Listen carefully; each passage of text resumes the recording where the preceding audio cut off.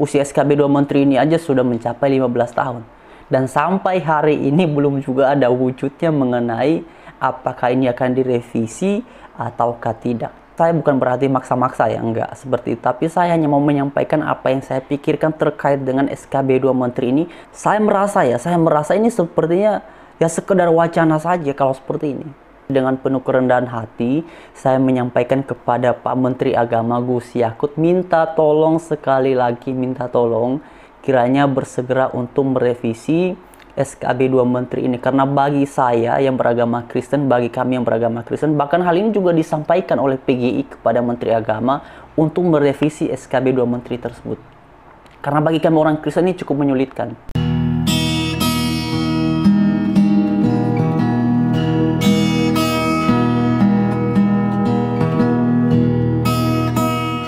Shalom teman-teman, selamat hari Minggu dan selamat beribadah. Tuhan Yesus memberkati kita semua. Dan mungkin di antara kalian ada yang masih mengingat satu berita sekitar 1 bulan yang lalu yang cukup menarik perhatian publik, seperti yang kalian semua bisa perhatikan di screen. Di sini dituliskan, PGI minta revisi Menak akan kaji SKB 2 Menteri soal pendirian rumah ibadah. Berita ini dirilis pada Senin 25 Januari 2021 dan juga di sini teman-teman, Menak Gus Yakut kaji SKB 2 Menteri. Janji permudah izin pendirian rumah ibadah. Berita ini dirilis pada 26 Januari 2021. Nah, teman-teman sekalian, SKB 2 Menteri yang dimaksudkan adalah tentang peraturan bersama Menteri Dalam Negeri dan Menteri Agama Dalam Negeri nomor 9 tahun 2006 dan nomor 8 tahun 2006 tentang pendirian rumah ibadah. Nah teman-teman sekalian, hari ini tanggal 28 Februari 2021, artinya sejak berita ini dirilis ya sudah 1 bulan ya.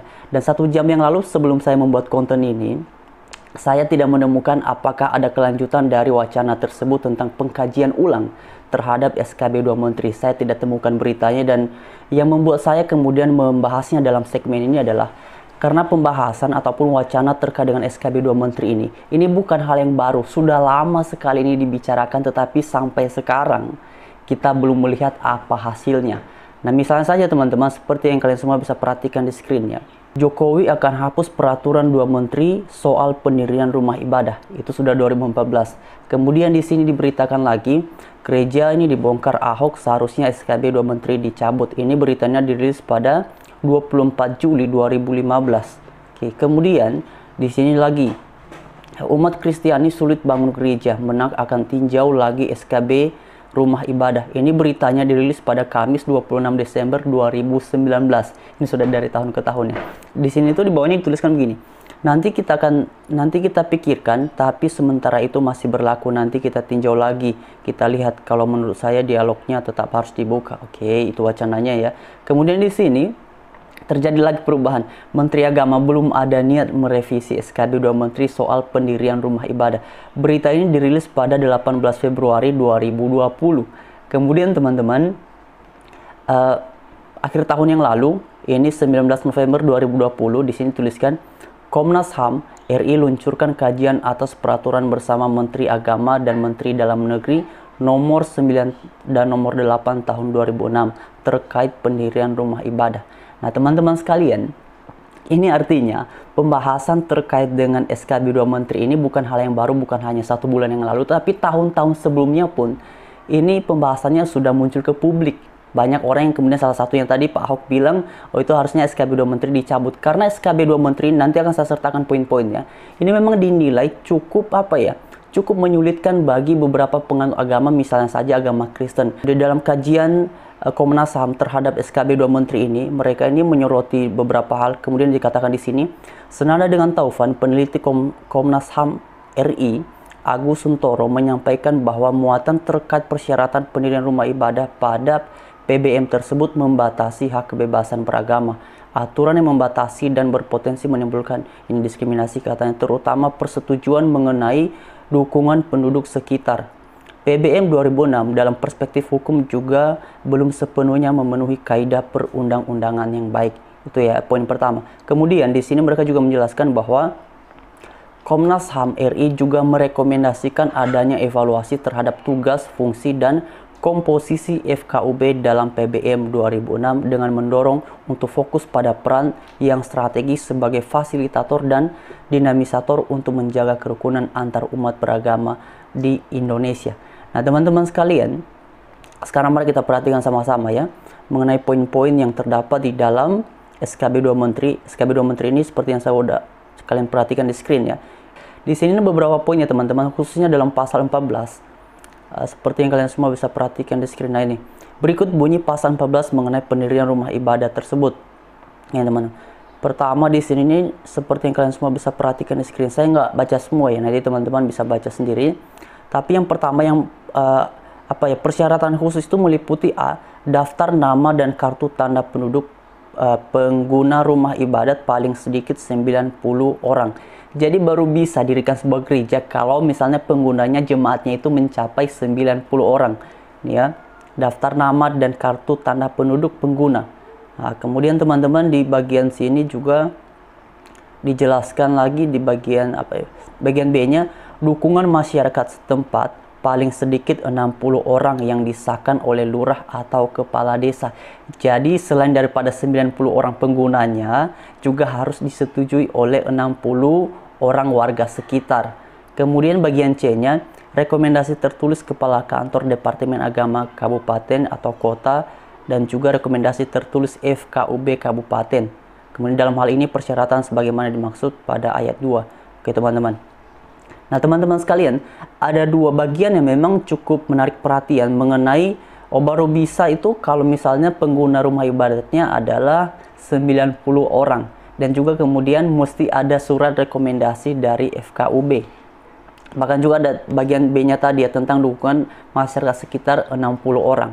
Nah ini memang cukup menyulitkan ya mengenai 90-90 orang baru bisa mendirikan rumah ibadat.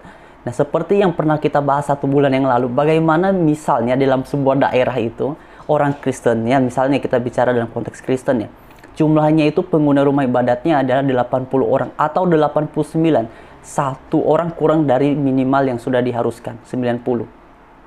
Kan mereka mau bagaimana beribadahnya?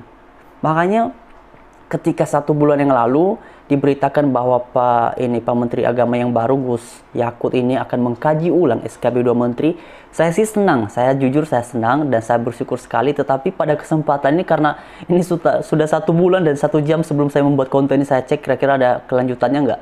Saya tidak temukan. Saya sudah cek di Google, saya searching kira-kira ada kelanjutan nggak dari wacana tersebut 1 bulan yang lalu. Tidak ada. Nah teman-teman sekalian, mungkin akan ada opini nanti, itu membutuhkan waktu. Saya setuju bahwa untuk mengkaji hal ini memang pasti membutuhkan waktu ya. Dan saya tidak tahu apakah rencana ini dari Menteri Agama Gus Yakut ketika mengatakan akan mengkaji ulang SKB 2 Menteri, apakah itu masuk dalam skala prioritas tugas untuk 1 bulan, 2 bulan ke depan atau seperti apa. Tetapi yang saya pikirkan begini, kalau misalnya ada pihak yang mengatakan, ini kita bermisalkan ya, kita misalkan nih, kalau ada pihak yang mengatakan bahwa itu membutuhkan waktu yang cukup lama. Oke, saya sangat setuju dengan itu, tetapi saya juga sangat meyakini bahwa orang-orang yang ada di Menteri Agama, di Kementerian Agama ini, khususnya mereka yang memainkan peran atau yang bertugas untuk merumuskan peraturan-peraturan Menteri Agama, saya sangat yakin bahwa orang-orang itu adalah kalangan profesional dan bisa diandalkan dalam tugasnya. Sebab kalau mereka tidak profesional, tidak bisa diandalkan, ya ngapain mereka di sana kan? Kan poinnya seperti itu. Nah, kalaupun misalnya juga dikatakan bahwa butuh waktu untuk mengkaji ulang SKB 2 Menteri ini, ya memang butuh waktu, tetapi kan mesti diingat bahwa poin-poin yang dikeluhkan oleh sekelompok masyarakat ini, salah satunya adalah Kristen, itu tentang poin-poin yang tadi sudah jelas poin yang dikeluhkan ini harus direvisi. Kecuali kalau misalnya poin-poin yang dikeluhkan oleh sekelompok masyarakat ini yang menganut agama, misalnya agama Kristen, belum jelas, maka tentu saja untuk mengkaji ulangnya pasti akan sulit. Ini kan sudah jelas poin yang dikeluhkan. Itu sebabnya sebenarnya dalam segmen ini saya sengaja membahasnya, karena sebenarnya saya sedih juga ya, kita ini kan warga negara Indonesia dan Undang-Undang Dasar 1945 dan Pancasila memberikan kita hak untuk menganut agama kita ya, dengan cara demokrasi. Artinya ketika kemudian dibatasi dengan cara-cara seperti itu, ya pastinya ini akan menyulitkan teman-teman. Dan kalau kalian baca berita-berita, saya tidak usah jelaskan dalam bagian ini, kalian searching aja mengenai pelarangan pendirian gereja, mengenai pelarangan pendirian rumah ibadah ataupun pelarangan kegiatan peribadatan umat Kristen. Itu kalau kalian searching di media sosial, di Google, itu langsung muncul, nggak pakai lama langsung muncul tuh beritanya. Kita berdoa saja supaya peninjauan ulang SKB 2 Menteri ini yang disampaikan 1 bulan yang lalu oleh Menteri Agama Gus Yakut tidak hanya sekedar wacana, tetapi ya ini sudah 1 bulan. Saya berharap sih bulan Maret ini, karena ini sudah tanggal 28 Februari, besok tanggal 1 Maret ya ada realisasinya. Jadi terima kasih bagi kalian semua. Selamat hari Minggu, selamat beribadah, Tuhan Yesus memberkati.